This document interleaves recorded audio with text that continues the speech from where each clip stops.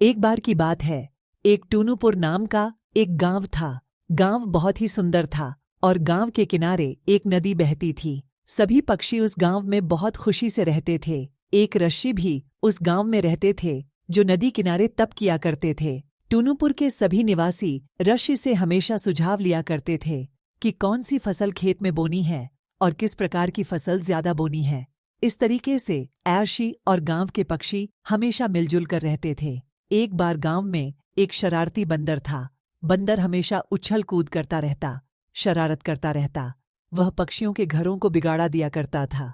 एक दिन उसने जाकर ऋषि की लुटिया को पानी में फेंक दिया। इससे ऋषि की तपस्या भंग हो गई और ऋषि को बहुत गुस्सा आया। ऋषि नाराज हो गए और उन्होंने गांव को श्राप दिया कि इस गांव में कभी भी बारिश नहीं होगी और गांव की नदी सूख जाएगी और गांव पूरा रेगिस्तान में बदल जाएगा। सभी जानवरों की मौत हो जाएगी। ऐसा सुनते ही बंदर वही कांपने लगा। सभी पक्षियों तक यह बात पहुंची। सभी पक्षी ऋषि के पास पहुंचे, उनसे माफी मांगी, लेकिन ऋषि नहीं माने और वह गुस्से में वहां से चले गए। उसी गांव में एक टूनी नाम की चिड़िया रहती थी। टूनी चिड़िया बहुत ही समझदार थी। टूनी चिड़िया को जब यह बात पता चली, टूनी चिड़िया ने सभी को बुलाया और कहा कि हमें इसका हल सोचना चाहिए। हमें गांव को बचाना चाहिए। हम कैसे ऋषि के श्राप से मुक्ति पा सकते हैं। फिर टूनी चिड़िया ऋषि के पास गई और ऋषि से बोली कि हमें माफ कर दीजिए, गलती तो सभी से होती है, क्या आप हमें माफ नहीं करेंगे। ऋषि ने कहा कि मैं तुम्हारे गांव को श्राप मुक्त कर दूंगा, इसके लिए तुम्हें कुछ करना होगा। टूनी चिड़िया ने कहा कि बस सब कुछ करने के लिए तैयार है। तो ऋषि ने कहा कि देखो, मैं तुम्हें कुछ बीज दूंगा।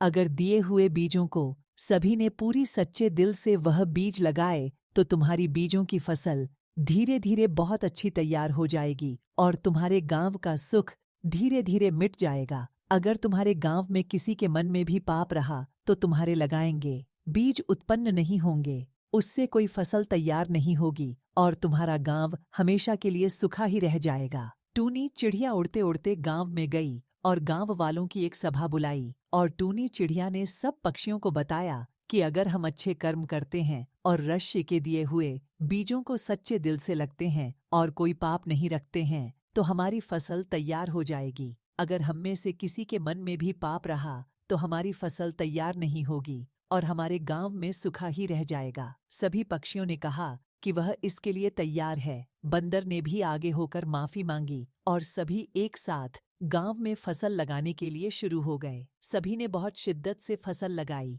धीरे धीरे वहां सेब के पेड़ उग आए। सब तरफ सेब के पेड़ ही पेड़ हो गए। सभी पक्षी बहुत खुश थे कि उनका गांव अब श्राप मुक्त हो चुका है और सभी पक्षी अपने अपने खेत से सेब तोड़कर ऋषि के लिए लेकर गए। ऋषि ने कहा कि मुझे इन सेबों की कोई आवश्यकता नहीं है, मैंने तुम्हारे गांव को श्राप मुक्त कर दिया है। मैं चाहता हूं कि तुम इन सेबों में से कुछ सेब गरीब पक्षियों को बांट दो। गांव वाले ने सेबों को गरीब पक्षियों को दान कर दिया और इस तरह टूनूपुर गांव फिर से हरा भरा हो गया। कर भला हो भला।